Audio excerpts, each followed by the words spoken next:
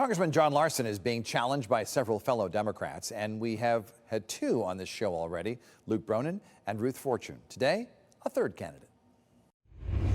Joining me now is Jack Perry, a Democrat running for Congress in the 1st Congressional District. And Mr. Perry, thanks for being with us here today. Thank you for having me. So tell us a little bit about your background. I know you're in the Town Council in Southington. Yes, I'm on the Southington Town Council, grew up in Southington. I graduated Southington High School in 2008, grew up in our family landscaping business, started working in our family landscaping business when I was 13 years old, it being agriculture related. It was something I was able to do, start at a young age. When I was a senior in high school, I came up with a business model to start a garbage company, and that garbage company was HQ Dumpsters and Recycling. And my father believed in me, backed me, cashed in his retirement to start it up and help me. He was my business partner.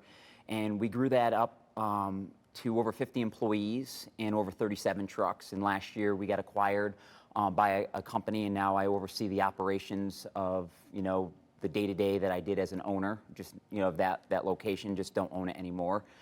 So, yeah. And so why did you decide you wanted to run for Congress? So I grew up in Southington, very involved, trying to give back, help out in any capacity. I ran for town council, currently on the council, and I got a call, from a friend of mine, saying that the Democratic Party needs a change. The Democratic Party is failing the working and middle class, and it needs a generational change. And I couldn't agree any more than that. We need change. Do you think that Congressman John Larson is too old, or perhaps just has served too long? I don't think we need career politicians, and that's what we're seeing in Congress. If you look back 50, 60 years ago, you had community leaders, business industry leaders, farmers, activists. That's who, were elected to Congress, and they would use their skill sets and help and address the concerns that, their district was seeing. You don't see that anymore, and that is what's wrong with politics, is you have individuals trying to climb a political ladder, and it shouldn't be that way. It shouldn't be a career path. It should be a way that you should be able to run, advocate, and make change, and we're not seeing that anymore. How long should a congressperson serve, in your judgment? I feel, strongly on term limits, and I would love to see term limits imposed, and I feel, 10 years is more than enough. He's been in since 1999. Correct. Have you had any conversations with him?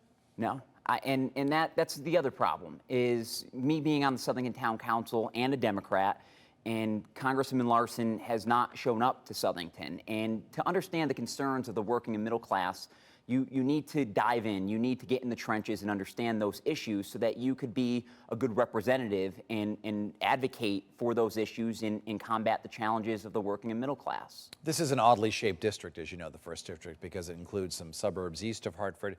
It goes all the way to Torrington, but doesn't include Avon.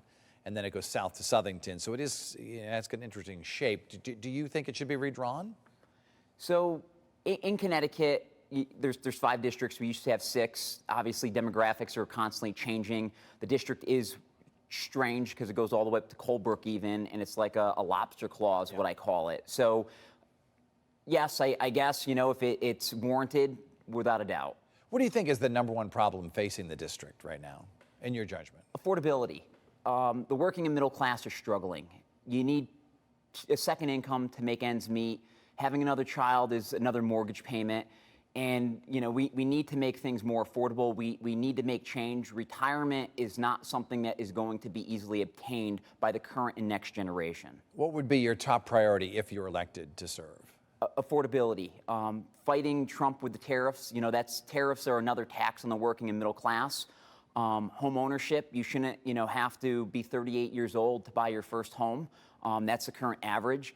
In Connecticut, you need to make over $70,000 to afford an apartment. And I have friends that I went to school with that graduated college and they moved back home with mom and dad because they can't afford to go get their own apartment, let alone their own home. So that is a problem. And if they can't get on, their own feet and start, a family, where are we going to be, in the next 20, 30 years? And that's where we're not seeing that projection. We're not looking at the issues of today's current generation, that retirement is not going to be an easily obtained.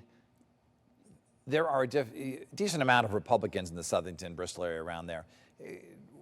How do you appeal to them? Do you believe that there's any common ground that you could find with a Trump supporter? Yes, I definitely believe there's always common ground. Being a small business owner, I've always given back and volunteered and helped the community, and that's what we need to be doing. We need to work together in any capacity that we possibly can and be united, because when we're divided, we are weak.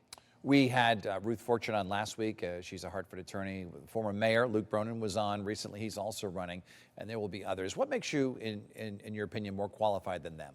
So Ruth Fortune, I admire that she threw her hat in the ring. That's what we need. We need more people that aren't trying to climb a political ladder.